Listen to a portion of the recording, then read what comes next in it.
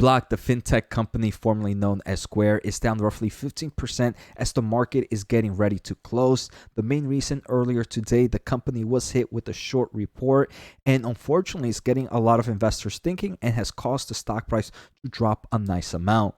So on today's episode, what I want to do is take a closer look at this short report, just do a quick overview and see and pull out some of the top information from it. Block also responded, so we're going to take a closer look at that, and let's get started. All right, so while I am recording, the stock price is down roughly 15%, but the stock price did pull up on the day. We can see from its daily low, the stock is up roughly 7% right now. So maybe the initial reaction was a complete overreaction. Who knows? Maybe this 15% drop is still a complete overreaction as well. But it does seem like the market at least initially thought that, hey, that big drop at the beginning did not make sense, even with the risk this short report comes out with.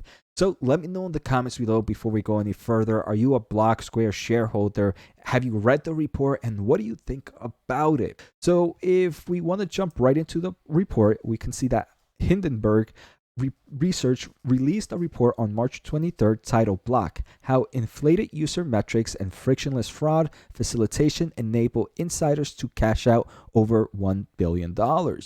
And here we can already see from the title that they're most likely going to hit three main topics.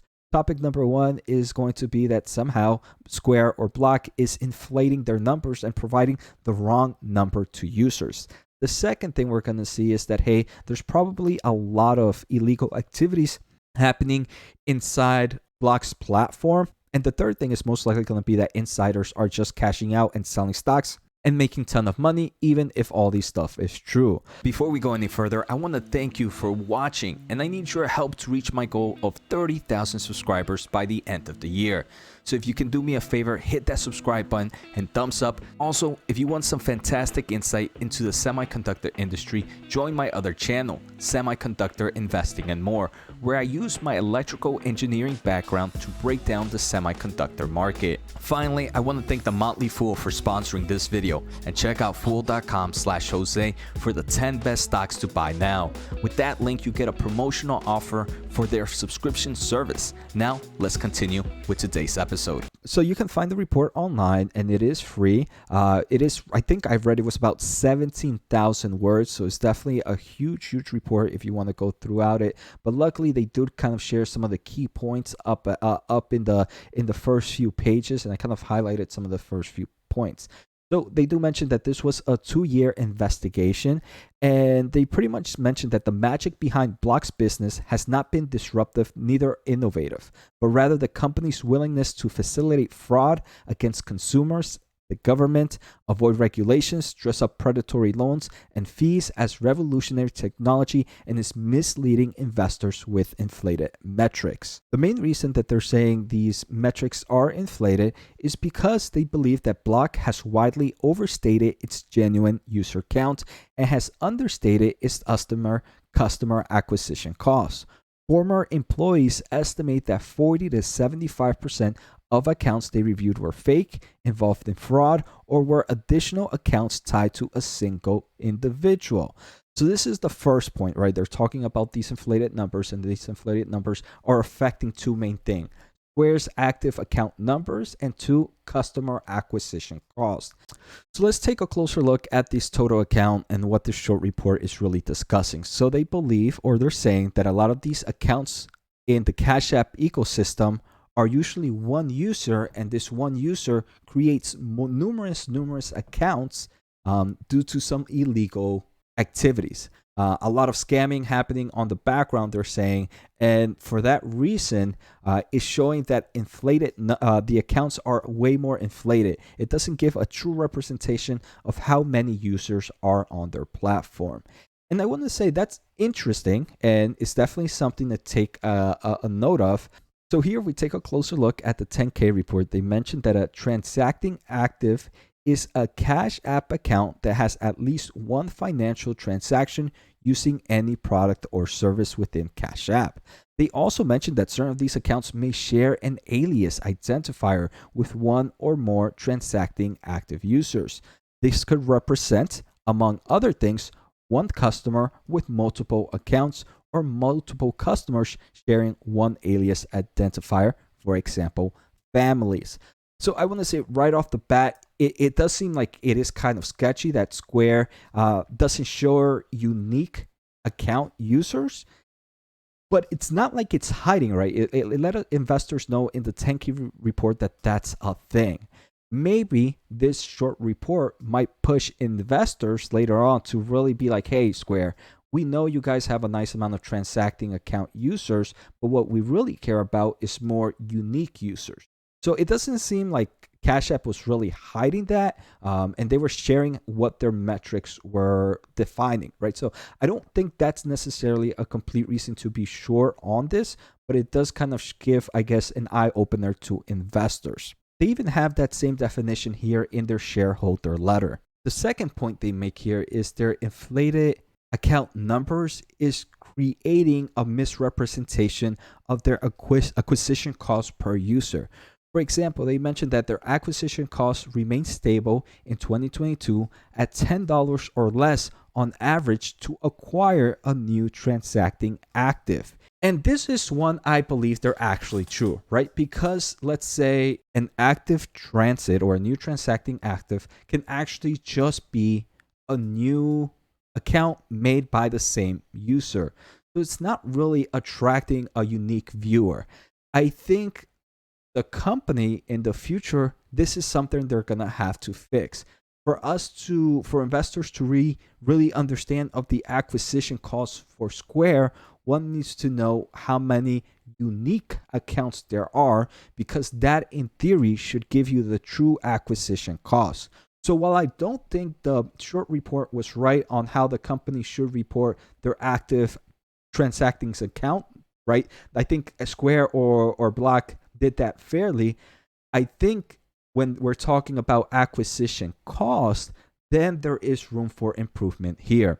And I think the only way to get this number correctly is by getting unique users instead of active transacting account, which may be, hey, in theory, if every person has 3 fake accounts, this $10 for acquisition is actually a $30 cost per acquisition based on the amount of fake or extra accounts a customer has. So I think this is one that I would agree with them. I don't know if it's a reason for me to sell the stock or drop the stock price 16%, but it is something investors should keep an eye out, and hopefully Square or Block may change this report metrics in the future. So now I think those are the two main points that they talk about the inflated metrics. Then they talk a little bit more about the illegal activities happening on Cash App, and they're saying that Cash App is not really doing much to fix the problem. Cash App is the Wild West approach to compliance and made it easy for bad actors to mass create accounts for identity fraud and other scams, then extract stolen funds quickly. And there was a former customer service rep that shared some screenshots showing how blacklisted accounts were regularly associated with dozens or hundreds of other active accounts suspected of fraud. And while maybe only one of those accounts would be blacklisted, the other active accounts wouldn't be, even though it was under that same user. So I want to say, if that is true, that is something that should be fixed. The report also mentioned that earlier in 2022, they created a fake user with a Donald Trump name and an Elon Musk name. And then they were able to see if they could get a cash card under the fake Donald Trump name. They did mention that when they did it, the card did arrive to them. They actually show a picture in the report if you kind of scroll on the lower down. They did also share an update though, and this is a little bit crazy when sometimes you have to actually read the report, because in the points they might only share what they want to share. But they do share later on in the report that Cash App has actually changed that, where back then they only needed X amount of social security numbers. Now they need the full account number, and if it doesn't match, you actually don't get a credit card. So it does seem like this has been fixed, but to their extent, they're saying that there's so many criminal activities happening on the back end of Cash App, and while maybe it might not be the true responsibility for Cash App to handle it, they should at least be making it safer for the users. Throughout the report, they also talked about numerous kind of coded frauds that happen and how Cash App was giving a lot more checks than even some of the bigger banks out there that have way more deposits than Cash App.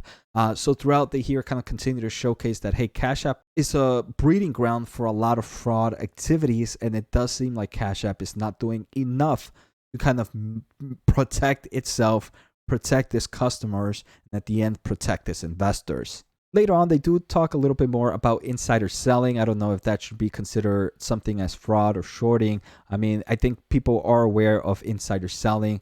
They're just saying that, hey, they are selling during these times when a lot of negativity is coming in and a lot of bad actors are fueling Cash App. But they do kind of talk a little bit about the company overall. They mention on a pure fundamental basis, even before factoring these findings of their investigations, they see a downside between 65 to 75%. And I think this is when you have to understand how insane that sounds. And they mentioned this is prior to this investigation, that they believe the stock price should drop an extra 75%. And they do mention that despite the current rich multiples, Block is also facing threats from key competitors like Zelle, like Venmo, like PayPal, like Google, and App Store. So those were the main points that I believe are the ones really driving the stock price down. Like I mentioned, if you kind of go through the report, they talk a lot about the criminal activities happening in the background with the users and stuff like that. So something to keep in mind. Now, if we take a closer look at the response, Block said, hey, we intend to work with the SEC and explore legal actions against this short report because they're inaccurate and misleading report that they shared about our Cash App business today. And they say that Hindenburg is known for these types of attacks.